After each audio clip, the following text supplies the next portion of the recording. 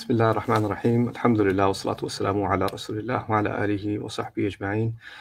رب اشرح لي صدري ويسر لي أمري واحلل عقدة من لساني يفقهوا قولي آمين يا رب العالمين. السلام علیکم ورحمۃ اللہ. وعلیکم السلام. آپ پہلے پوچھ لیں، کل کی بات کنٹینیو کرنی تھی نا؟ جی کل آپ نے کہا تھا کہ قرآنی دعاؤں کے بارے میں تذکرہ کریں گے. ماما آپ مجھے آپ نہ کہا کریں، تم کہا کریں. دنیا سن رہی ہوتی ہے ویسے تو میں دنیا سنتی رہے، آپ تو مام ہیں. اوکے کریں پھر سے آپ کہہ دیں. چلے کوئی بات نہیں. تم نے کہا تھا کہ قرآنی دعاؤں کے بارے میں تذکرہ کرو گے. ہاں، تو اس کے بارے میں کچھ آبزرویشنز ہیں. وہ پہلے تو میں نے بلکہ اس درس سے پہلے بھی میں نے موسیٰ علیہ السلام کی دعا کی تھی، رب اشرح لی صدری ویسر لی امری واحلل عقدۃ من لسانی یفقہوا قولی. میری فیورٹ دعا میں سے ہے وہ. کیا انہوں نے اللہ تعالیٰ سے انہوں نے دعا مانگی کہ اللہ تعالیٰ میرے صدر کو شرح دے دے، کھول دے. ویسر لی امری، اور میرا جو کام ہے آگے، میرا جو مشن ہے اس میں میرے لیے آسانی کر دے. واحلل عقدۃ من لسانی، اور میری زبان میں جو گرہ بندی ہوئی ہے اس کو کھول دے. یفقہوا قولی، تاکہ وہ میری بات سمجھ سکیں. اور یہ دعا آج کے درس کے لیے اور آج کی جو بات آپ سے میں کرنا چاہ رہا ہوں اس کے لیے خاص اہم ہے، کیونکہ کبھی کبھی نا زندگی میں کچھ حقائق ایسے ہوتے ہیں، یا دین میں یا لائف میں، جو انسان ایک طرف سے دیکھتا ہے اور وہ دوسرے پہلو کو بالکل اگنور کر دیتا ہے، رائٹ؟ تو اس کا ویو بیلنس نہیں رہتا. آپ اس طرح سمجھ لیں، یک طرفہ. ہاں، تو ہم کیا کرتے ہیں، کبھی کبھی دین کے حقائق کو ہم یک طرفہ نظر سے دیکھتے ہیں. اور جو میں کیونکہ میں سائیکالوجی کا اسٹوڈنٹ ہوں، کمیونیکیشنز کا اسٹوڈنٹ ہوں، تو میں نے جو نوٹ کیا نا، ہمارے ہاں بھی مسلمانوں میں جنرلی، لوگوں میں جنرلی، یہ صرف ہمارے کلچر کی بات نہیں ہے، ہوتا یہ ہے کہ کوئی ایک ایکسٹریم پہ ہوتا ہے، اور پھر آپ بتانے کی کوشش کرتے ہیں کہ نہیں، ایک دوسرا نظریہ ہے، ایک دوسرا نقطۂ نظر ہے جس سے آپ اس کو دیکھ سکتے ہیں. آپ کے نقطۂ نظر کا انکار نہیں ہو رہا، لیکن کیونکہ صرف آپ ایک طرف سے دیکھ رہے ہیں تو آپ کو اس کا دوسرا پہلو نظر نہیں آ رہا، تو ان دونوں کو ساتھ ملانا پڑتا ہے. تو جب آپ دوسرے پہلو کا ذکر کرتے ہیں تو انسان ڈیفینسو ہو جاتا ہے اور ریاکشن کرتا ہے. وہ کیا کہتا ہے، اس کا مطلب ہے کہ میرا پہلو بالکل غلط ہے. تو وہ یعنی کچھ لوگ اس پہلو کے اس کے ریاکشن میں اس طرف آ جاتے ہیں، اور کچھ اس کی مخالفت میں بالکل اس طرف چلے جاتے ہیں. یعنی دونوں کا انکار کسی نہ کسی طرح، یا یہ صحیح ہے یا یہ صحیح ہے. حقیقت کئی دفعہ ایسی ہوتی ہے کہ آپ کو پوری جو بصیرت ہے، پوری چیز نظر نہیں آئے گی جب تک آپ دونوں پہلوؤں سے یا تینوں پہلوؤں سے، چاروں پہلوؤں سے نہ دیکھ لیں، ورنہ آپ کا پرسپیکٹیو کامل نہیں ہے، پورا نہیں ہے. میں عام سی مثال بچوں کو جو میں پڑھا رہا ہوتا ہوں تو میں دیتا ہوں کہ اگر آپ فیملی جاتی ہے آپ کی فرنیچر خریدنے، رائٹ؟ تو فرنیچر ہوتا ہے، کبھی وہ ماڈل فرنیچر رکھتے ہیں اور ویئر ہاؤس میں ان کے پاس اسٹاک ہوتا ہے نا، لیکن فرض کریں ان کے پاس فلور ماڈل ہے، جو فلور پہ ہے وہی انہوں نے بیچنا ہے، رائٹ؟ اب وہ ایک میز ہے، تو آپ نے میز ادھر سے آ کے دیکھی، میں کھڑا ہوں، میرے سامنے میز ہے، یہاں سے تو اچھی لگ رہی ہے، لیکن آپ نے پوری میز کا سرکل نہیں کیا. آپ کو نہیں پتا اس طرف میز پہ لیگ پہ اسکریچ ہے، یا انہوں نے کوئی اور اس کی لیگ لگا دی ہے، یا کوئی اور ڈیمیج ہے، یا کچھ ڈیفیکٹ ہے، آپ کو نہیں معلوم. آپ نے اس طرف سے دیکھا، آپ کو اچھی لگی، رائٹ؟ جب تک آپ پورا جائزہ نہیں لیں گے، اور جو وہاں سے کسٹمر دیکھ رہا ہے اس میز کو، وہ دیکھے، ایک نظر دیکھے گا، آگے چلا جائے گا، اس نے اس کو نظر ہی نہیں مارنی. کیوں؟ کیونکہ اس کو عیب نظر آ گیا، رائٹ؟ اور کوئی کہے کہ نہیں، اس میں کچھ فالٹ تو ہے، لیکن یہ فالٹ میں گھر جا کے ٹھیک کر سکتا ہوں، اسے ڈسکاؤنٹ لے لیتے ہیں اور یہ میں خود ٹھیک کر لوں گا، رائٹ؟ تو اس نے پوری کا جائزہ لے کے پھر فیصلہ کیا. اسی طرح لائف ہوتی ہے. لائف میں کچھ چیزیں، دین میں بھی کچھ چیزیں ایسی ہوتی ہیں، جیسے میں دعاؤں کے بارے میں ہم بات کر رہے تھے، تو دعا میں پہلے نے کہا کہ ہمیں اس بات کا پہلے تو ذہنی طور پہ ہمیں اس بات کو سامنے رکھنا چاہیے کہ ہم اللہ تعالیٰ کے بندے ہیں، اس کے عبد ہیں، اور وہ رب ہے، اور اس کو ہم پر حق ہے، لیکن ہمیں اس پر حق نہیں ہے، اس کی صرف دین ہوتی ہے. اب اس سے ایکسٹریم کیا نکلتی ہے؟ اس کا مطلب ہے اللہ تعالیٰ کچھ نہیں دے گا. اچھا، اس کا مطلب ہم کچھ مانگ ہی نہیں سکتے. وہ پھر ایک اور ایکسٹریم پہ بات نکل آتی ہے نا. تو اس کو میں بیلنس کرنا چاہ رہا ہوں آج، کہ پہلے ہم سمجھ لیں کہ قرآن کی دعاؤں سے ہم سیکھتے کیا ہیں. یہ تھوڑا سی ایک لسٹ ہے، لیکن اس لسٹ سے پہلے وَيَدْعُ الْإِنسَانُ بِالشَّرِّ دُعَاءَهُ بِالْخَيْرِ، سورۃ الاسراء میں اللہ تعالیٰ نے کہا ہے انسان اپنی نقصان کی دعا کرتا ہے، اور دعا ایسے کرتا ہے کہ بہترین چیز کی دعا کر رہا ہے، اس کو نہیں معلوم. وَكَانَ الْإِنسَانُ عَجُولًا، اور انسان بہت جلدی میں ہوتا ہے. اس کے سامنے کوئی چیز ہوتی ہے، بس مجھے یہ چاہیے، یا اللہ یہ دے دے، بس سب ٹھیک ہو جائے گا، رائٹ؟ اور یہ ہم خود جائزہ نہیں لیتے کہ انسان کی فطرت میں یہ چیز بچپن سے ہوتی ہے. بچہ رو رہا ہوگا، مجھے یہ کھلونا چاہیے، یہ کھلونا چاہیے، یہی چاہیے بس، یعنی اس کو جنت مل جائے گی، اس کو یہ کھلونا مل جائے تو اب وہ کھلونا لے دیں اسے، ایک ہفتے بعد اس کھلونے کا کیا حشر ہونا ہے آپ کو پتا ہے؟ میں نے کیا ہے اس کی پرواہ بھی نہیں، اس کی پرواہ بھی نہیں ہے، وہ ٹانگوں کے نیچے رول رہا ہے، وہ اس کو کوئی دیکھ بھی نہیں رہا، ایک اور کھلونے پہ نظر آ گئی۔ تو انسان کی اس کے سامنے جب کوئی چیز ہوتی ہے تو وہ اس کو سمجھتا ہے کہ بس یہی میری خوشی ہے، یہ نہیں ملے گا تو میں کیا کروں گا۔ اس کو یہ احساس نہیں رہتا کہ اس سے پہلے بھی تم زندہ تھے، اس چاہ سے پہلے، اور اس چاہ کے بعد بھی تم زندہ ہوگے، آکسیجن پھر بھی ناک میں جا رہی ہوگی، لنگس پھر بھی پھیل رہی ہوں گی، دل پھر بھی دھڑکن کر رہا ہوگا، لیکن انسان جذباتی ہو کے کہتا ہے اگر یہ نہیں ملا تو میں مر جاؤں گا، اگر یہ نہیں ملا تو میرا کیا ہوگا۔ وہ یعنی ایک عالم نے تو کہا، بڑی زبردست بات کی ہمارے نبی کے بارے میں صلی اللہ علیہ وسلم، کہ دنیا میں جو نقصان ہونا تھا رسول صلی اللہ علیہ وسلم کے وصال کا نقصان، اس سے بڑا انسان مسلمان کی زندگی کوئی نقصان ہو نہیں سکتا۔ اور اگر صحابہ اس کے بعد آگے چلتے پڑے اور انہوں نے اپنی زندگی کنٹینیو کی اور کام کنٹینیو کیا، تو اس کا مطلب ہے اس دنیا کی کوئی ٹریجڈی ایسی نہیں ہو سکتی، کوئی نقصان ایسا نہیں ہو سکتا کہ ہم کہیں کہ اگر یہ نقصان ہو گیا تو زندگی رک جائے گی، یا یہ نہیں ملا تو بالکل برباد ہو جائیں گے، رائٹ؟ ہمارے اللہ تعالیٰ کو جو ہمارا رازق ہے اسے پتہ ہے کہ کون سی چیز ہمارے رزق میں ہے اور کون سی نہیں ہے۔ پھر دوسری بات اللہ تعالیٰ نے کہی قرآن میں، دو مرتبہ کہا ہے، عسى ان تكرهوا شيئا وهو خير لكم وعسى ان تحبوا شيئا وهو شر لكم والله يعلم وانتم لا تعلمون، سورۃ البقرہ میں کہا ہے، کہتے ہیں ہو سکتا ہے کہ تمہیں کسی چیز سے کراہت ہو اور وہ تمہارے لیے اچھی ہو، اور ایسا بھی ہو سکتا ہے کہ کسی چیز سے تمہیں محبت ہو اور وہ تمہارے لیے بری ہو، اور اللہ ہی ہے جو جانتا ہے اور تم وہ ہو جو نہیں جانتے، واللہ یعلم وانتم لا تعلمون۔ پھر کہا عسى ان تكرهوا شيئا ويجعل الله فيه خيرا كثيرا، سورۃ النساء میں کہا ایسا بھی ہو سکتا ہے کہ تمہیں کسی چیز سے کراہت ہے، بری لگتی ہے، لیکن اللہ نے اس میں بہت خیر ڈالی ہے، اور اس کا اپوزٹ بھی ٹرو ہے، ہمیں لگتا ہے کبھی کوئی چیز بہت ہی اچھی ہو لیکن اللہ نے اس میں بہت شر ڈالا ہے، ہمارے جذبات کہہ رہے ہیں کہ یہ سب سے بہترین چیز ہے، اس سے اچھا کیا ہوگا، لیکن اللہ کہہ رہا ہے نہیں، تم اپنے جذبات کو بھی میرے سامنے سرنڈر کرو، میری بات مان لو، مجھ پہ اعتبار کر لو، اپنے جذبات پہ اعتبار کم کرو، میرے کلام پہ اعتبار زیادہ کرو۔ کبھی کبھی ہم سمجھتے ہیں کہ اللہ تعالیٰ کے سامنے جو ہے جسم کو جھکانا، سر کو جھکانا، سجدہ کرنا، یہ اللہ تعالیٰ کے سامنے ہم سرنڈر کر کے، ٹھیک ہے، سر تسلیم خم، رائٹ؟ انسان ظاہری سر تسلیم خم کر سکتا ہے، حلال کھا سکتا ہے، حرام چیز سے رک سکتا ہے، لیکن ایک اور عبادت اللہ تعالیٰ کی ہوتی ہے اپنے جذبات کی، کہ ہم اپنے جذبات کو اوپر کر دیتے ہیں، اور جو اللہ کہہ رہا ہے کہ ان جذبات کو کنٹرول کرو، ان کو، جیسے ایک ڈیم پھٹتا ہے نا تو پانی نکلتا ہے، تو جذبات ایسے ہوتے ہیں، تو قرآن کیا کرتا ہے کہ قرآن اس پانی کو صحیح نہروں میں چینل کرتا ہے، اور اگر ہم اس کو چینل نہیں کریں گے تو ہمارے جذبات سرنڈر نہیں کر رہے، ہمارے جذبات اللہ تعالیٰ کی عبادت میں نہیں آئے، رائٹ؟ تو یہ بھی قرآن کا ایک مقصد ہے کہ وہ ان جذبات کو گائیڈ کرے۔ تو اس کے سلسلے میں جو قرآن کی کثیر دعائیں، اگر آپ ایک اجمالی سا جائزہ لیں، اوپر سے برڈز آئی ویو لیں قرآن کی دعاؤں کا، تو ایک بات سامنے آتی ہے، یا تو اللہ تعالیٰ سے ہم نے کہا ہے کہ اس دنیا میں جو ہمیں ملے وہ ہمارے لیے اچھا ہو، ربنا آتنا فی الدنیا حسنہ وفی الآخرۃ حسنہ، سب کو دعا یاد ہے، رائٹ؟ اللہ ہمیں اس دنیا میں اچھا دے، خوبصورت دے، آخرت میں بھی اچھا دے۔ اس پہ اگر آپ تأمل، اس پہ غور کریں، یہ دعا کی جاتی ہے حج کے موقع پہ، اس کا خاص مقام سے ہم گزرتے ہیں اور پھر ہم کہتے ہیں ربنا آتنا فی الدنیا حسنہ۔ یہ حج کی آیات ہیں جس میں یہ دعا نازل ہوئی ہے، سورۃ البقرہ میں حج کی ہدایت دی جا رہی ہے۔ اب حج پہ انسان دنیا جہاں چھوڑ کے آتا ہے نا، اور پرانے زمانے میں کوئی فلائٹ تھوڑی تھی، پرانے زمانے میں تو لوگ الوداع کہہ کے پتہ نہیں رستے میں ہی مر جائیں گے، پیدل جا رہے ہوتے تھے، گھوڑے پہ جا رہے ہوتے، 1000 میل 2000 میل 5000 میل صحرا سے گزر کے انہوں نے مکے پہنچنا ہے۔ کتنے خطرے ہوں گے رستے میں، کتنی بیماری ہو سکتی ہے رستے میں، کوئی کھانے پینے کا کوئی انتظام نہ ہو، کہیں صحرا میں پھنس گئے، کہیں پہاڑ میں پھنس گئے تو کیا ہوگا، جانور کوئی لڑ سکتا ہے، بالکل آپ ایکسپوز ہیں، یہ بھی نہیں کہ ہوٹل سے ہوٹل جا رہے ہیں، رائٹ؟ ایئرپورٹس کی سیفٹی نہیں ہے، بس اسٹیشنز کی سیفٹی نہیں ہے، آپ ایسے ہی جا رہے ہیں اس زمانے میں، اور وہاں پہنچ کے انسان کس حالت میں پہنچا ہوگا 4 مہینے سفر کرنے کے بعد، کیا اس کی حالت ہوگی؟ اب اس حالت میں وہ گزر رہا اور کیا کہہ رہا ہے اللہ سے، ربنا آتنا فی الدنیا حسنہ۔ اس سے اس دعا کا ہمارا ایک پرسپیکٹو بدل جاتا ہے۔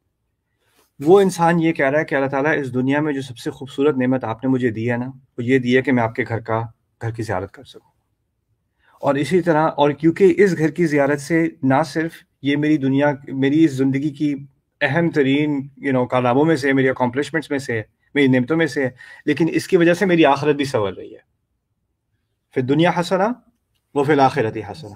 اور اس سے پھر اس نے یہ دعا یہ کی ہے انسان نے کہ اللہ اس کے بعد جو بھی اچھی چیز مجھے دے گا، میرے رب جو میری زندگی میں جو بھی نعمتیں آئیں، وہ بس ایسے ہی کرنا جیسے یہ ہے جائے، یعنی وہ ایسی ہو کہ میری دنیا سے بھی اس کی بہتری ہو جائے اور ساتھ ہی آخرت بھی بہتر ہو جائے. یا اللہ مجھے ایسی نعمت نہیں چاہیے جس سے دنیا تو اچھی ہو اور آخرت خراب ہو جائے.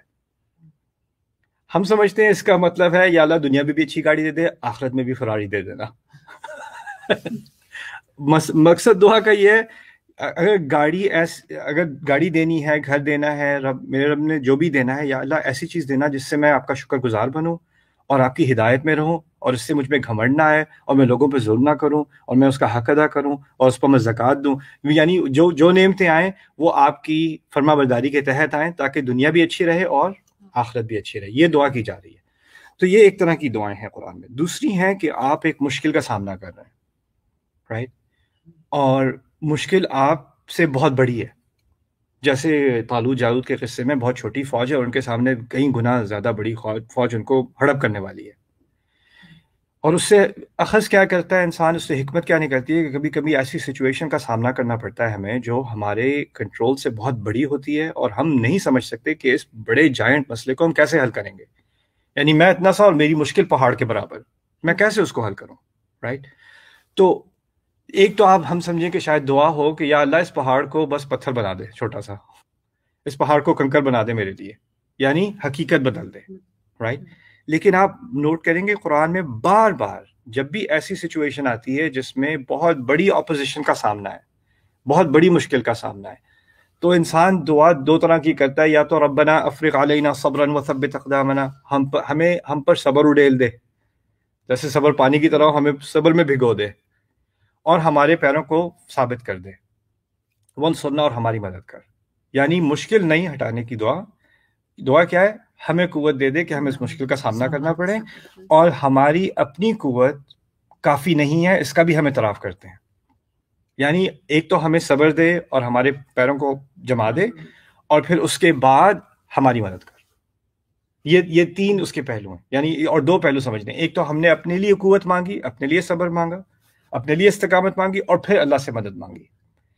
تو یہ ایک فلسفہ ہے قرآن کا کہ ہمیں مشکلات کا سامنا کرنا ہے. میں اپنے بچے جو اسٹوڈنٹس ہیں ان کو میں انالوجی دیتا ہوں کہ آپ فرض کریں کہ آپ ایک طوفان سے گزر رہے ہیں، رائٹ، سمندر کے اندر آپ کشتی پہ ہیں، طوفان سے گزر رہے ہیں اور آپ کشتی چلا رہے ہیں. ایک دعا تو یہ ہوگی یا اللہ یہ طوفان ختم کر دیں. لیکن قرآن کی دعاؤں سے کیا اخذ ہوتا ہے؟ یا اللہ مجھے میری کشتی کو مضبوط رکھ اور مجھے توفیق دے کہ میں ان لہروں کو نیویگیٹ کر سکوں. طوفان ختم ہو نہ ہو، مجھے اس سے پار کرا دے، مجھے اس طوفان سے بچا لے اور مجھے اس کی صلاحیت دے دے. تو یہ ہوتی ہیں قرآن کی دعائیں. بار بار آپ نوٹس کریں گے کہ وہ اپنی طرف واپس آتی ہیں.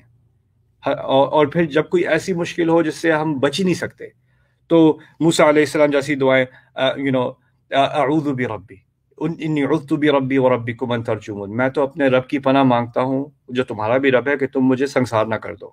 یعنی ان کے پاس تو اتنی اتھارٹی تھی فرعون کی فوجوں کے پاس کہ ان کو اریسٹ کرتے، کسی کھمبے سے باندھتے اور پبلکلی ان کو سنسار کر دیتے، کوئی روکنے والا نہیں تھا، رائٹ. تو انہوں نے اب وہ موسیٰ علیہ السلام ایک انسان کی صلاحیت کیا اور ایک پوری فوج کی صلاحیت کیا. تو انہوں نے کیا دعا کی؟ انی عذت بربی وربکم ان ترجمون، میں اپنی رب کی پناہ مانگتا ہوں جو میرا بھی رب ہے تمہارا بھی رب ہے کہ تم مجھے سنسار نہ کرو، رائٹ. یعنی ہم اپنی حفاظت کی دعا مانگتے ہیں، وہ بھی ہماری طرف ڈائریکٹ ہے. عجیب بات ہے کہ اس دعا میں یہ نہیں کہا کہ میں اپنے رب سے یہ دعا مانگتا ہوں کہ تم سب سنسار ہو جاؤ، مجھے سنسار کرنے لگے ہو، اللہ تمہیں تباہ برباد کر دے، رائٹ. ہم ایسی دعائیں مانگتے ہیں. ہم دعا مانگتے ہیں کہ کوئی اور برباد ہو جائے، رائٹ. اپنے لیے طاقت نہیں مانگتے، اپنے لیے طاقت نہیں مانگتے. تو یہ قرآن پہلے کیا سکھا رہا ہے کہ اپنے لیے طاقت مانگو.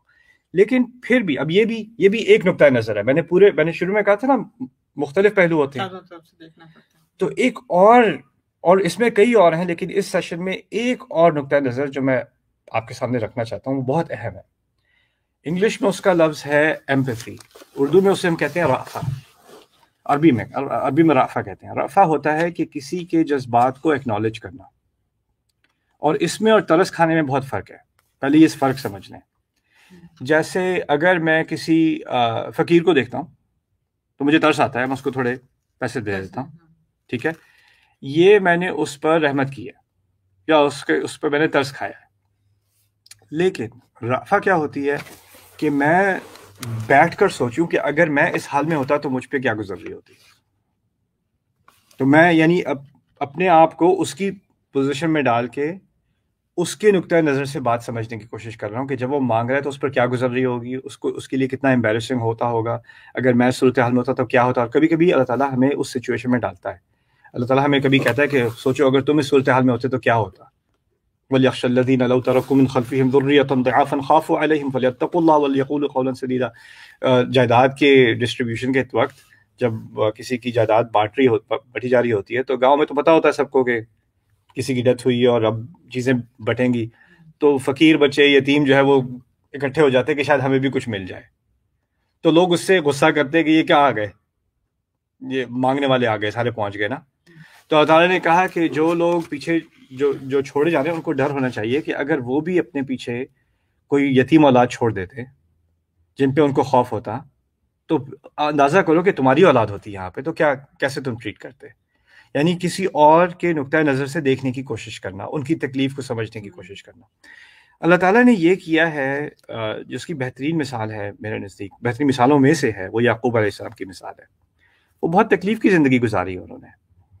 وہ نبی ہیں اللہ کے، اور ان سے جب اپنی اولاد چھینی گئی، یوسف علیہ السلام چھینے گئے، تو ایک کوئی زیادہ ہی اسلام سے زیادہ اسلامی ہو کے کہے کہ بھائی اچھا ٹھیک ہے اولاد چلی گئی، صبر کریں، آپ کیوں روتے بیٹھے ہیں، آپ کو اللہ پہ توکل ہونا چاہیے، یہی اللہ کی رضا تھی، تو آپ کیوں خواہ اللہ کی قدر پہ جو ہے وہ کے سامنے گستاخی کر رہے ہیں اور رو رہے ہیں، اور آپ آپ تو خیر نبی، آپ کو مثال ہونا چاہیے، رائٹ.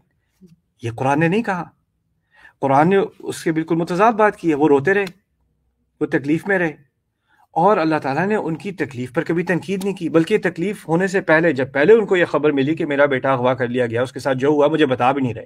ایک تو ہونا کہ بتا دیا جائے کہ کیا ہوا ہے بچے کے ساتھ، اگر پتہ چل جائے کہ بچے کی ڈیتھ ہوگی تکلیف تو ہوگی، لیکن کم از کم پتہ تو ہے کیا ہوا. اگر کوئی بچہ اغوا ہو گیا ہے اور ہمیں پتہ بھی نہیں کس حال میں ہے، کیا ہوا ہوگا، تو کتنے برے خیال ہمیشہ ٹارچر کریں انسان کو نا. تو وہ اس صورتحال میں انہوں نے کہا فصبر جمیل. شروع میں انہوں نے کہا، جب پہلی ان کو یہ خبر دی گئی تو انہوں نے کہا کہ خوبصورت صبر، یعنی انہوں نے صبر کو پکڑنے کی کوشش کی، اور اب دنیا میں ایک ہی چیز خوبصورت رہ گئی ہے، وہ کیا ہے؟ صبر. دنیا اب بدصورت ہو گئی ہے، اب صبر میں ہی خوبصورتی رہ گئی ہے. تو انہوں نے اس طرح کی ایک بات کی، صبر جمیل. لیکن کئی سال گزر گئے نا. اب بہت سارے سال گزرنے کے بعد یہ اس آیت کا میں حوالہ دینا چاہ رہا تھا کہ وہ آتے ہیں اور وہ کہتے ہیں عسى الله ان ياتي فصبر جمیل عسى الله ان ياتيني بهم جميعا. دوسری اولاد بھی اریسٹ ہو گئی. بھائی لے کے گئے بن یمین کو یوسف علیہ السلام نے رکھ لیا. اب یہ واپس باپ کے پاس آئے. دو بھائی کئی سال پہلے آئے تھے ایک بھائی کو چھوڑ کے پیچھے، اب دوبارہ آئے ایک بھائی کو چھوڑ کے پیچھے. اور وہ اس دفعہ بھی انہوں نے کہا تھا کہ تم کچھ خراب کرو گے میں بھیجنا نہیں چاہ رہا، انہوں نے منوا کے لے ہی لیا. دوسری دفعہ، یہ دوسرا ایپیسوڈ ہو رہا ہے. پھر ان کے منہ سے الفاظ نکلے صبر جمیل، وہی الفاظ. پھر کہتے ہیں عسى الله ان ياتيني بهم جميعا، میری امید ہے کہ کاش کہ اللہ ان سب کو میرے سامنے لے آئے اور میرے سامنے سب کو بلا لائے، میری ساری اولاد کو واپس لے آئے. اب یہ دعا آخرت کی نہیں ہے، یہ دعا اس کی بھی نہیں ہے کہ اللہ مجھے قوت دے دے، میں جو بھی ہو رہا ہے میں سہ لوں، بلکہ یہاں پر تو دعا کیا ہے کہ حقیقت بدل جائے. کیا حقیقت بدل جائے؟ کہ سارے اکٹھے آ جائیں.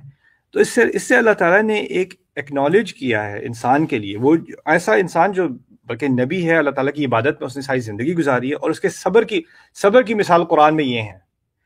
اور اس صبر سے اس بات کی نفی نہیں کی گئی کہ آپ کے دل میں کوئی خواہش ہوتی ہے اپنی اولاد کے لیے، یا آپ کے دل میں کوئی تکلیف ہوتی ہے کسی کی طرف سے اور آپ چاہتے ہیں کہ وہ تکلیف دور ہو جائے یا آپ کو اس سے کوئی ریلیف مل جائے، اور آپ وہ چیز چاہتے رہیں، آپ کے دل میں اس کی خواہش رہے، تو اس سے ایمان کی نفی نہیں ہوتی. اور اس سے یہ نہیں ہوتا کہ آپ نے اللہ تعالیٰ کی ہدایت کو دھتکارا ہے اور آپ بس دنیا کی کسی ریلیف کے پیچھے جا رہے ہیں. نہیں، اللہ تعالیٰ نے ہمیں انسان بنایا ہے، ہمیں فرشتہ نہیں بنایا. ہماری اس دنیا میں اٹیچمنٹس ہوتی ہیں، ہماری خواہشات ہوتی ہیں، اور کبھی وہ خواہشات پوری نہیں ہوتی اور اس کی تکلیف رہتی ہے ایمان ہونے کے باوجود، اور ایسا ہوتا ہے، اور اس کو اللہ تعالیٰ نے اکنالج کیا ہے. اس سے یہ بہت اہم لیسن ہے، کیونکہ پھر ہوتا کیا ہے کہ کبھی کوئی تکلیف میں ہوتا ہے نا تو ہم اسے بس کہتے ہیں صبر کرو، یعنی اگر رو رہا ہے تو صبر کرو. याकूब अलैहिस्सलाम से ज्यादा कौन रोएगा? और उनको अल्लाह ताला लेक्चर नहीं दे रहे कि सब्र करो, बल्कि उनका सब्र भी मौजूद है और उनके आंसू भी मौजूद हैं। आंसुओं का होना सब्र की नफी नहीं है, तकलीफ का होना सब्र की नफी नहीं है।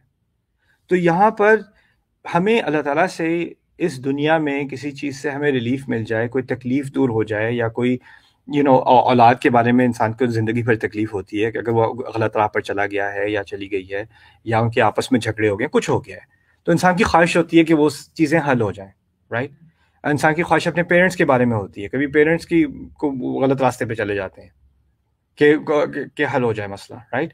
तो इन ख्वाहिशात को भी एक्नॉलेज किया गया है, और फिर लेकिन आखिर में उन्होंने जो बात की ना, ये बैलेंस करती है सारी चीज़ को। तो उन्होंने कहा मेरी ख्वाहिश है कि अल्लाह अन यअतियनी कि अल्लाह उन सबको मेरे सामने ले आएगा, राइट।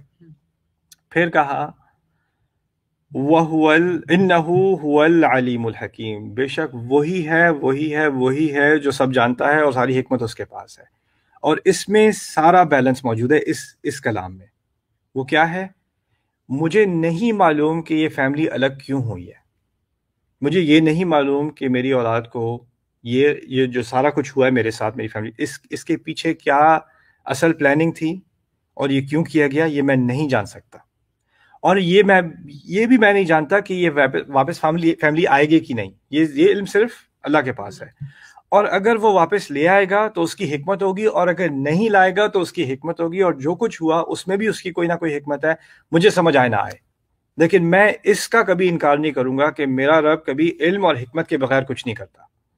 मेरी अपनी ख्वाहिश अपनी जगह, और मेरा अल्लाह ताला की हिकमत और उसके इल्म पर पूरा एतबार अपनी जगह। ये दोनों एक दूसरे के खिलाफ नहीं जाते।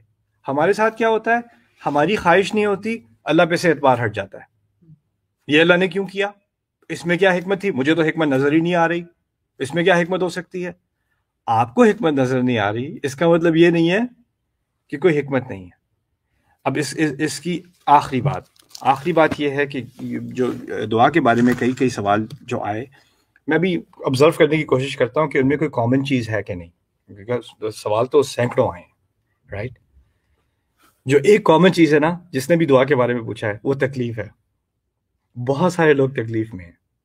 और दूसरी जो चीज़ कॉमन है कि बहुत सारे लोग किसी इंसान की वजह से तकलीफ में, किसी को किसी के बेटे ने दुख दिया हुआ है, किसी ने बेटी ने दुख दिया हुआ है, किसी शौहर ने दुख दिया हुआ है, बीवी ने दुख दिया हुआ है, माँ ने दुख दिया हुआ है, बाप ने दुख दिया, हर तरफ से किसी न किसी ने किसी को दुख दिया हुआ है, राइट। और कुछ लोग ऐसी सूरत हाल में फंसे हुए हैं कि वो उससे निकल नहीं सकते, या उनका जिस तरफ से उनको तकलीफ आ रही है उससे वो जुड़े हुए हैं, उनसे लाइफ उनकी अलग हो नहीं सकती। तो वो एक हेल्पलेस किस्म की, बेबसी किस्म की सिचुएशन में वो हैं। अब उस सिचुएशन में वो दुआएं करते हैं कि किसी ना किसी तरह ये मुसीबत जो है, ये मुश्किल जो है, ये कम हो जाए, ये हट जाए। इसको भी मैं याकूब अलैहिस्सलाम का ही हवाला दूंगा। कई साल उन्होंने ऐसे बेटों के साथ गुजारे हैं जो उनकी इज्जत नहीं करते थे। हमें तो उनका और यूसुफ अलैहिस्सलाम का ताल्लुक हमें मालूम है, लेकिन याकूब अलैहिस्सलाम, उनकी जो बाकी औलाद है ना, और जो अल्फाज उनकी तरफ से आते हैं, उससे बहुत वाजे हो जाता है कि उनको बाप की इज्जत नहीं है। यानी वो बाप को डांटते डपटते भी हैं। औलाद बाप को तकलीफ दे, कितनी तकलीफ दे बात है। या एक तो है कि वो बाप है, वालिद है, दूसरा उसके बाद ये भी जानते हैं कि वो नबी है। तो दो तरह का जुर्म है ना। एक तो वो बाप की तौहीन हो रही है और नबी के साथ तौहीन हो रही है। कितना और नबी को मालूम है कि नबी के साथ तौहीन करना कितना बड़ा गुनाह है, और वो देख रहा है कि मेरी औलाद अपने आप को आंख के झोंकों में डाल रही है इस तरह की हरकतें करके, लेकिन वो कुछ कर नहीं सकते, राइट। तो वो, और इस बेबस सूरत हाल में वो कई साल उन्होंने गुजारे हैं। कभी कभी अल्लाह ताला कुछ लोगों को ऐसे इम्तिहान देता है जो हम बाकियों को नहीं देता, ये भी एक हकीकत है। लेकिन उस सिचुएशन में होकर इंसान बेबस नहीं होता। फिर भी उन्होंने अपनी पहले तो उम्मीद बरकरार रखी। वो अब सीनियर हैं, वो कहाँ जाएं, अंधे भी हो गए, अब कहाँ जाएं, वो सिचुएशन में है। लेकिन उन्होंने फिर भी कोई ना कोई तरीका निकाल के, अच्छा जाओ, मुख्तलिफ दरवाज़ों से जाना, कुछ करना, यानी वो प्रैक्टिकल फिर भी रहे। देखिए, मेरे पास आज़ादी है, मेरे पास 1000 चॉइसेस हैं। किसी की ज़िंदगी में आज़ादी नहीं है, उसके पास सिर्फ 2 चॉइसेस हैं, लिमिटेड चॉइसेस होती हैं ना। किसी के पास कुछ पैसा नहीं है, वो कुछ भी नहीं, बहुत कम कर सकता है। किसी के पास ज़्यादा है, वो बहुत कुछ कर सकता है, राइट। कोई मर्द है, उसके पास कुछ ज़्यादा फ्रीडम्स हैं किसी सोसाइटी में। कोई औरत है, उसके पास बहुत लिमिटेशंस हैं किसी सोसाइटी में। اللہ تعالیٰ نے ہم ہر ایک کو مختلف پیکج دیا ہے، لیکن اس پیکج کے اندر آپ اپنی صورتحال کو جتنا چینج کر سکتے ہیں، بہتر کر سکتے ہیں، وہ آپ نے کرنا ہے. اور آپ نے کسی اور کو اپنے اوپر جو کبھی کبھار کوئی ظلم ڈھا رہا ہوتا ہے اور وکٹم ہوتے ہیں، ایسا ہوتا ہے، پیرنٹس کے ساتھ بھی ہو سکتا ہے، اولاد کے ساتھ بھی ہو سکتا ہے، شوہر کے ساتھ بھی ہو سکتا ہے، بیوی کے ساتھ بھی ہو سکتا ہے، بہن بھائیوں کے ساتھ، کسی کے ساتھ بھی ہو سکتا ہے. لیکن آپ نے اس کو اللہ تعالیٰ کا عذاب نہیں سمجھنا. یہ بہت اہم ہے. کبھی یعقوب علیہ السلام کے منہ سے یہ نہیں نکلے گا کہ یہ اللہ مجھے کس گناہ کی سزا دے رہا ہے کہ مجھے ایسی اولاد ملی ہے، رائٹ؟ یہ مجھ پر کیوں یہ لعنت ہے؟ انہوں نے کبھی اس چیز کو لعنت نہیں کہا، بلکہ کیا کہا؟ جو چیز ہے اس کو وہ صحیح سمجھ گئے. ان الشیطان للانسان عدو مبین، شیطان انسان کا بہت بڑا دشمن ہے. وہ ابھی شیطان کی بات سن لیتے ہیں اور وہ غلط کام کرتے ہیں اور کرتے چلے جاتے ہیں، میرے اوپر بھی ظلم ڈھاتے ہیں، لیکن میں اس کو اللہ کا عذاب نہیں مانتا. اس کو انہوں نے کبھی اللہ کا عذاب، ہم جو زیادتی کیا کرتے ہیں، ہم اس کو اپنے اوپر اللہ کا عذاب مانتے ہیں، ہر تکلیف کو. یا اللہ ہمارے ساتھ کیوں خفا ہے، اللہ ہمارے. دیکھیں اللہ نے جس سے ہم سے کہیں زیادہ محبت اور کتنی عزت دی ہے انبیاء کو، اور ان پر کیا کیا گزری ہے. ابراہیم علیہ السلام گھر سے نکالے جا رہے ہیں، مریم سلام علیہا جن کا اتنا مقام ہے، عیسیٰ علیہ السلام کی ماں کا مقام، اور بیٹے کی پیدائش کے فوراً بعد پبلکلی ان کو جو ہے تہمت لگائی جا رہی ہے، پبلکلی پوری ان کی کمیونٹی سے. کسی عورت کو کوئی امیجن نہیں کر سکتی کہ اس کے ساتھ ایسا کچھ کیا جائے، کیا گزرے گی اس کے اوپر. اور انہوں نے تو کہا یا لیتنی مت قبل ھذا، کاش کہ اس سے پہلے ہی میں مر گئی ہوتی. یہ قرآن میں الفاظ ریکارڈ ہیں ان کی تکلیف کے. رسول صلی اللہ علیہ وسلم پہ کون کون سے الزامات نہیں لگائے کہ کیا تکلیفیں ان کو نہیں دیں گی، بلکہ ان کی اپنی فیملی سے. ان کے ہاں بیٹا ہوا، بیٹے کی ڈیتھ ہو گئی، تو ساتھ میں چچا رہتے تھے برابر میں. ہمارے جو سامنے برآمدہ ہوتا ہے نا پاکستانی گھروں میں، پرانے زمانے والے، اس میں ایک دیوار ہوتی ہے، دیوار کے اس طرف دوسرے کا گھر ہے، تو پرائیویٹ جو بات ہو رہی ہے وہ اتنی پرائیویٹ نہیں ہوتی، حضور بھی سنائی دے رہی ہوتی ہے، رائٹ. تو چچا کو خبر مل گئی کہ یہ جو ہے میرے بھتیجے کی اولاد جو ہے وہ اس کی ڈیتھ ہو گئی. بطرہ محمد، چاچا ان کا سگا چاچا گا رہا ہے، ناچ رہا ہے کہ محمد کا تو نام کٹ گیا، اس کی نسل آگے نہیں بڑھے گی. اب کوئی دشمن کو کرے تو اپنی جگہ اس کی تکلیف ہوتی ہے. تمہارا اپنی فیملی بچے کی ڈیتھ پہ جو ہے وہ خوشیاں منا رہی ہے، کتنی تکلیف ہوئی ہوگی رسول کو صلی اللہ علیہ وسلم، رائٹ. اسی پہ تو آیا ان شانیہ کا هو الابتر، جو آیت آئی سورۃ الکوثر میں، اسی بات پر آئی ہے. میں کہنا یہ چاہ رہا ہوں کہ ہم سمجھتے ہیں کہ اللہ تعالیٰ کا ہم پہ کوئی غصہ ہے یا ہماری دعائیں قبول نہیں ہو رہی اس لیے ہم پر یہ عذاب نازل ہوا ہے. نہیں، ایسا نہیں ہے. نبیوں کے ساتھ بھی بہت مشکلوں سے ٹائم گزارا، انہوں نے بہت مشکلوں سے ٹائم گزارا ہے، اور بڑی سالوں دعائیں. زکریا علیہ السلام نے جوانی کی عمر سے اولاد کی دعا کی ہے، رائٹ. اور پھر آگے جا کر کیونکہ ان کو پتا تھا کہ میری تربیت میں کوئی ہے نہیں، میں جاؤں گا تو مسجد کا خیال کون رکھے گا، تو وَهَبْ لِي مِن لَّدُنْكَ وَلِيًّا يَرِثُنِي وَيَرِثُ مِنْ آلِ یعقوب، میری ذریت میں سے، یعنی میری اب ایکسٹینڈڈ فیملی میں سے بھی کوئی اولاد دے دے مجھے، جو میری جو وراثت ہے یعنی اس دین کی تعلیم اور آل یعقوب کی وراثت ہے اس کو وہ آگے کرے. ان کو اولاد اللہ تعالیٰ نے اتنے سالوں نہیں دی، رائٹ. تو یہ اور پھر نوح علیہ السلام کی مثال ہے، ان کو تو جو اولاد دی وہ بھی عذاب بن گئی، رائٹ. تو ہمیں یہ سمجھنا کہ ہماری کوئی غلطی ہے اس لیے ہمیں دنیا میں مشکلیں آتی ہیں، یہ غلط کانسیپٹ ہے. دنیا مشکلوں کی جگہ ہے، انبیاء کے لیے بھی مشاکل تھی، ہمارے لیے بھی ہوں گی، لیکن اللہ تعالیٰ آسانی پہلے کیسے کرے گا؟ ہمیں قوت دے گا. ہم اللہ تعالیٰ سے قوت مانگتے ہیں کہ ہمیں ان مشکلوں کا سامنا کرنے کی توفیق دے، جیسے یعقوب علیہ السلام کو دی، ان کو توفیق دی. توفیق دینے کے بعد بھی کبھی کبھی انسان اوور ویلم ہو جاتا ہے، کبھی یعنی صبر رہے گا، کبھی اسپائک ہو جاتا ہے نا، تو انسان جذبات میں زیادہ آ کے بہت زیادہ تکلیف ہو جاتی ہے. اس کا بھی ذکر ہے قرآن میں کہ کبھی کبھی انسان آپے سے باہر ہو جاتا ہے، اس کو بہت زیادہ تکلیف ہو جاتی ہے. مجھے ایک مثال یاد آتی ہے، ہماری امہات المؤمنین کی، ہماری مدر ہیں عائشہ رضی اللہ تعالیٰ، ہماری ماں ہیں. ان پر جب تہمت لگائی گئی تھی، سورۃ النور میں اس کا ذکر ہے، آخری بات میں آپ سے بتاتا ہوں. ان پر جب تہمت لگائی گئی تھی تو ان کو پتہ بھی نہیں تھا، ان کا بخار اتنا شدید تھا، بخاری کی حدیث میں ہے کہ ان کا بخار اتنا شدید تھا کہ انہیں معلوم ہی نہیں. وَالنَّاسُ يُفِيضُونَ فِي قَوْلِ أَصْحَابِ الْإِفْكِ، لوگ باتوں میں لگے ہوئے ہیں اور وہ ٹیڑھی بات کو مزید ٹیڑھا کیے جا رہے ہیں، یعنی کہاں سے کہاں بات لے جا رہے ہیں، مجھے علم ہی نہیں، رائٹ. سو جب سارا کچھ ہو چکا اور بات سامنے آ گئی اور وہ نوٹس کر دیں کہ رسول صلی اللہ علیہ وسلم انی لا ارى منه اللطف الذي كنت ارى منه من قبل، میں ان سے جو پہلے وہ جس طرح آرام سے بیٹھ کر خیر خواہی کیا کرتے تھے وہ اب نہیں کر رہے، اب وہ ذرا ڈسٹنٹ ہوئے ہیں. انما آتے ہیں، سلام کرتے ہیں، اور کہتے ہیں کئی فتیکم، یہ جو تمہاری ہیں یعنی نرسز سے پوچھتے ہیں کیسی ہیں ان کی طبیعت، اور پھر چلے جاتے ہیں جلدی سے، رائٹ. اچھا یہ وہ تو لمبا قصہ کسی اور دفعہ میں اردو میں بتاؤں گا آپ کو. وہ سارا بخاری کا ایک عظیم واقعات میں سے ہے قرآن کے، اور ہماری ماں نے جو اس کو جس طرح بیان کیا ہے نا، وہ بھی ایک عجائب میں سے ہے ہمارے دین کے. لیکن پھر انہوں نے جو بات کی ہے، جب یہ سامنے آ گئی بات، تو رسول صلی اللہ علیہ وسلم انہوں نے اجازت لی کہ میں اپنی والدہ کے گھر چلی جاؤں. یعنی وہ رسول صلی اللہ علیہ وسلم کا سامنا بھی کرنا ان کو عجیب لگ رہا تھا، تو انہوں نے کہا میں اپنی ماں کے گھر چلی جاؤں. تو رسول صلی اللہ علیہ وسلم نے اجازت دے دی، ابو بکر کے گھر پہ چلی گئیں. اب وہ گئیں، پھر رسول صلی اللہ علیہ وسلم آئے، بیٹھے. اب بیٹھے ہیں اور انہوں نے شروع کی ہے بات شہادت دے کے، اشہد ان لا الہ الا اللہ وحدہ لا شریک لہ واشہد ان محمدا عبدہ ورسولہ، یبلغ عنی کذا و کذا، آپ کے بارے میں میرے مجھ تک ایسی ویسی باتیں آئی ہیں. فَإِن كُنْتِ أَلْمَمْتِ بِذَنْبٍ فَاعْتَرِفِي بِذَنْبِكِ وَاسْتَغْفِرِ اللَّهَ وَتُوبِي إِلَيْهِ. اگر آپ سے کوئی تھوڑی بہت غلطی ہوئی ہے، تھوڑی بہت پھسلن ہوئی ہے، کچھ پھسلی ہیں آپ، تو آپ اپنے گناہ کا اعتراف کر لیں اور اللہ سے استغفار کر لیں، کیونکہ اللہ کا بندہ جب اعتراف کرتا ہے، استغفار کرتا ہے، تو اللہ تعالیٰ اس کی طرف لوٹ جاتا ہے. انہوں نے یہ بات کی. اور اگر آپ نے نہیں کیا کچھ، تو اللہ آپ کی براءت یعنی آپ کی معصومیت ثابت کر دے گا. انہوں نے یہ بات کی. یعنی رسول صلی اللہ علیہ وسلم نے دو پاسبلٹیز سامنے رکھی ہیں اپنی بیوی کے. اب اس وقت تک وہ کہتی ہیں کہ میں 2-2.5 دن میں مسلسل روتی رہی ہوں، اور میرے تو والدین اتنے ڈر گئے تھے، یظنانی ان البکا فالق کبدی، وہ تو سوچنے لگے تھے کہ میرا جو معدہ ہے وہ پھٹ جائے گا رونے سے، میں مر جاؤں گی روتے روتے. وہ تو اس ڈر تک آ گئے تھے.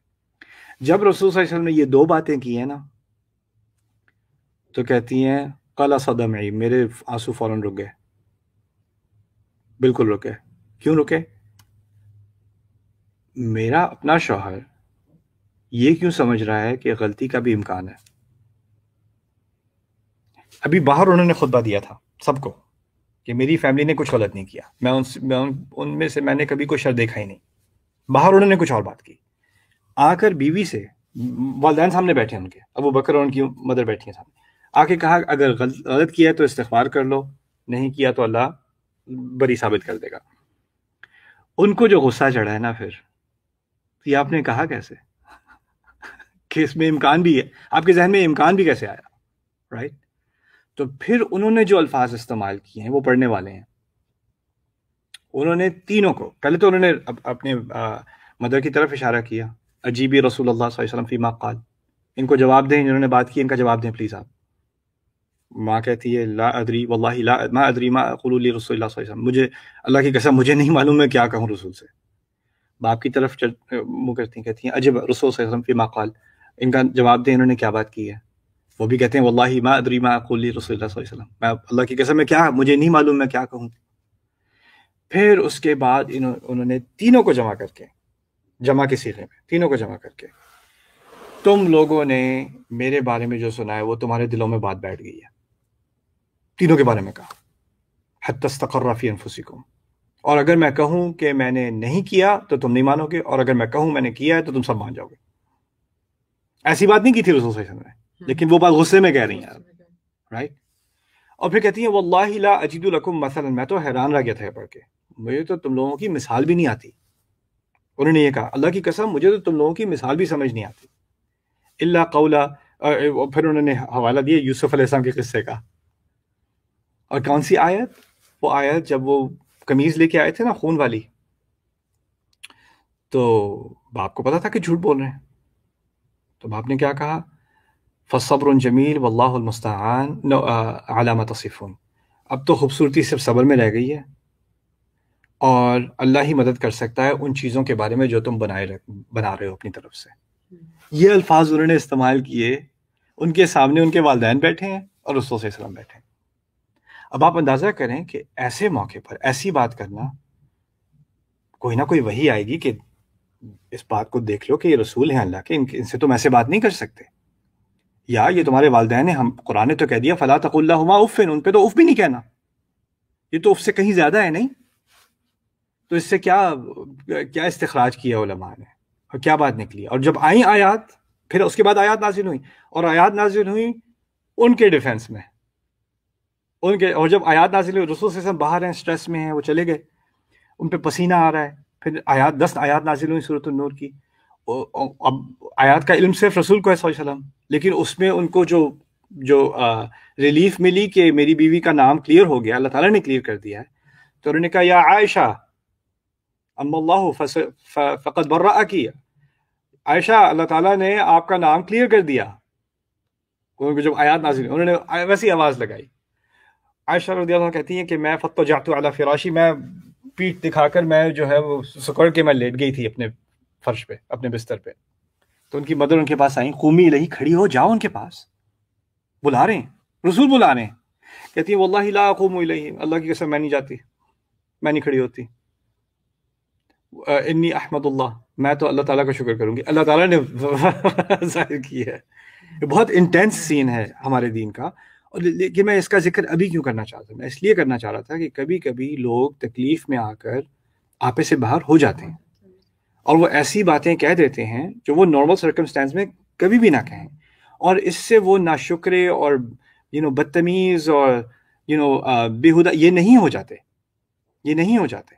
اب وہ اس حدیث کا انشاءاللہ ایک دن ہم تفصیل سے مطالعہ کریں گے کہ ہماری ماں نے کیا کیا باتیں کی ہیں اس میں، اور کیا خوبصورت باتیں کی ہیں، اور اس کے بعد ان آیات کا بھی مطالعہ کریں گے کہ اللہ تعالیٰ نے کیا عظیم ہدایت انسانیت کو دی ہے اس کے اندر.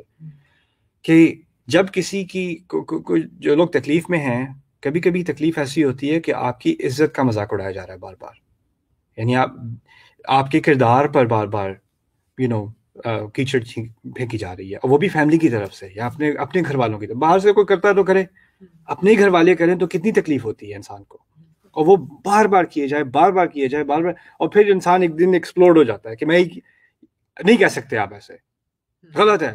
اور پھر کوئی آگے سے کہے والدین کے سامنے آواز نیچی کرنی چاہیے، اچھا یہ اور یا پھر والدین اور یا تو باپ بھڑک جائے یا ماں بھڑک جائے یا اولاد، اچھا آپ کیسے پیرنٹس ہیں، آپ تو بس چیختے ہی چلاتے ہی رہتے ہیں. کوئی پیرنٹس کے پیچھے آ جائے، کوئی اولاد کے پیچھے آ جائے، یا شوہر بیوی سے کہے کہ تمہاری کیا مجالس تھا میرے اوپر آواز تم نے اٹھائی. میں نارمل نہیں کر رہا اس چیز کو، لیکن ایکسٹریم سچویشنز ہو جاتی ہیں، اور ان سچویشنز میں اللہ تعالیٰ نے رحمت کی ہے، ہمارے دین میں اس کی گنجائش رکھی ہے، کیونکہ کچھ یہ بھی اللہ تعالیٰ کی طرف سے ایک ایمپیتھی ہے کہ وہ اس بات کو دیکھ رہا ہے کہ کون کتنی تکلیف میں ہے. اسی لیے جب یعقوب علیہ السلام کی کتنے سال انہوں نے برداشت کیا، لیکن پھر انہوں نے کیا ہی دیا، انما اشکو بثی و حزنی الی اللہ، میں صرف اپنی تکلیف اللہ تعالیٰ کے سامنے رکھتا ہوں، کیونکہ ان کے بیٹوں نے ان کو ڈانٹنا شروع کر دیا. اب ابھی تک رو رہے ہیں، ابھی تک یوسف کا رٹا لگایا ہوا ہے، تذکر یوسف حتی تکون حرضا. تو انہوں نے پھر کہہ دیا، تکلیف سے ان کی بات نکل آئی، اور اللہ تعالیٰ نے اس کو بھی ایکنالج کیا کہ اس تکلیف سے انسان کے منہ سے الفاظ نکل رہے ہیں. تو ہمیں تو پہلی بات تو ہماری دعائیں سب کے ساتھ ہیں جو تکلیف میں ہیں، اللہ تعالیٰ ان کی تکلیف دور کرے، ان کو قوت دے، ان کو صبر دے، ان کو استقامت دے، اور پھر ان کو صحیح یعنی اپنے حق کے لیے یا حق بات کے لیے، حق اپنے خلاف ہو یا اپنے فائدے میں ہو، حق بات کے لیے کھڑے ہونے کی توفیق دے. اللہم ارنا الحق حقا وارزقنا اتباعہ وارنا الباطل باطلا وارزقنا اجتنابہ. اللہ تعالیٰ ہمیں سچ بات کو سچ ہی دکھا، اور ہمیں یہ رزق دے کہ ہم اس کی پیروی کر سکیں، اور ہمیں غلط بات غلط ہی دکھا دے تاکہ ہم اس سے دور رہ سکیں. آمین یا رب العالمین. اوکے، آج لمبا ہو گیا لیکن خیر، آئی تھنک واز اوکے. بہت اچھا. بارک اللہ علیہ وسلم. السلام علیکم و رحمۃ اللہ وبرکاتہ.